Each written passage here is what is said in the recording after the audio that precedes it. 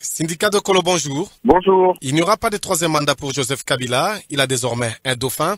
Au sein des organisations et mouvements citoyens, êtes-vous satisfait? Écoutez, satisfait, c'est un grand mot parce qu'il ne s'est contenté que de respecter la loi. Je ne sais pas s'il faut lui rendre absolument hommage.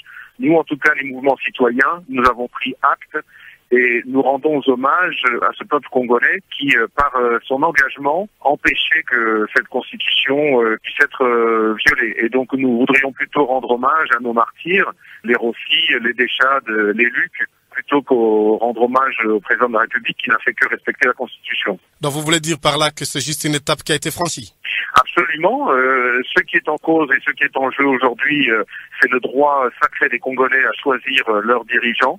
Et on se rend compte que l'annulation de ce danger qui était le troisième mandat n'est qu'un des éléments qui pourraient contribuer à respecter ce droit et à obtenir le 23 décembre prochain de bonnes élections. Je vous rappelle qu'aujourd'hui, la question de l'inclusivité de tous les candidats est encore un des grands enjeux.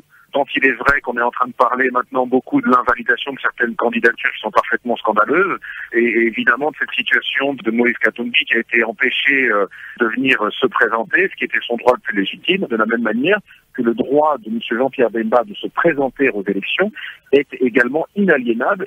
Et ça, ce sont encore des combats qu'il faut mener. C'est comme si vous voulez reprendre des activités, des mobilisations. Est-ce que c'est encore opportun? Je pense qu'il faut surtout être vigilant. Aujourd'hui, M.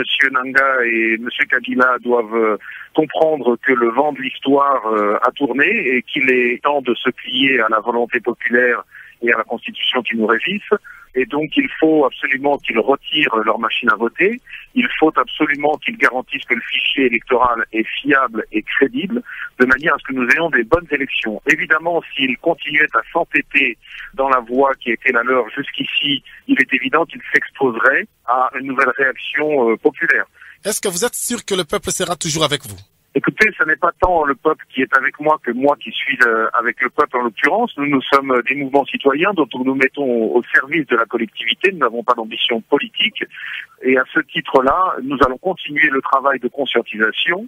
Et cette déclaration commune de la société civile, il faut rappeler qu'il s'agit quand même de 250 organisations différentes de la société civile, donc très représentatives de la population et de l'opinion publique congolaise à l'heure actuelle. Elle se veut justement une mise en garde aux autorités en disant attention, le peuple est réveillé, le peuple est conscient et le peuple s'assumera. Il n'y aura pas de nouveau glissement qui sera accepté, il n'y aura pas de machine à voter qui sera imposée aux Congolais. Reprenant cette question de machine à voter, qu'est-ce que vous craignez? Écoutez, la machine à voter, d'abord, elle est illégale, c'est un fait. En plus, elle n'offre pas de crédibilité, elle doit être éliminée et il faut retourner au vote qui est prévu par la loi électorale, c'est-à-dire un vote papier normal. Si on veut revenir au bulletin, est-ce qu'on ne va pas encore perdre un peu du temps? Est-ce qu'on aura toujours les élections le 23 décembre, selon vous? Il ne s'agit pas de la question de perdre du temps. Ce qui est en cause, c'est la crédibilité de nos élections. C'est ce que nous avons de plus important dans une démocratie. C'est la légitimité et la crédibilité de nos représentants. Alors, qu'est-ce que vous attendez du gouvernement congolais qui s'est dit plutôt déterminé à aller aux élections avec cette machine à voter?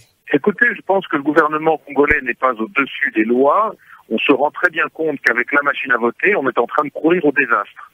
Parce qu'effectivement, dans un environnement dans lequel le travail a été fait de manière médiocre, c'est-à-dire un fichier électoral dans lequel il y a plus ou moins 10 millions d'électeurs qui n'ont pas d'empreinte digitale, c'est-à-dire qui potentiellement sont des électeurs fantômes qui pourraient venir brouiller les résultats ou influencer de manière déterminante le résultat des élections, il n'est absolument pas envisageable qu'on fasse des élections avec cette machine à voter. Alors, Syndicat de Kolo, on vous suit à travers le monde.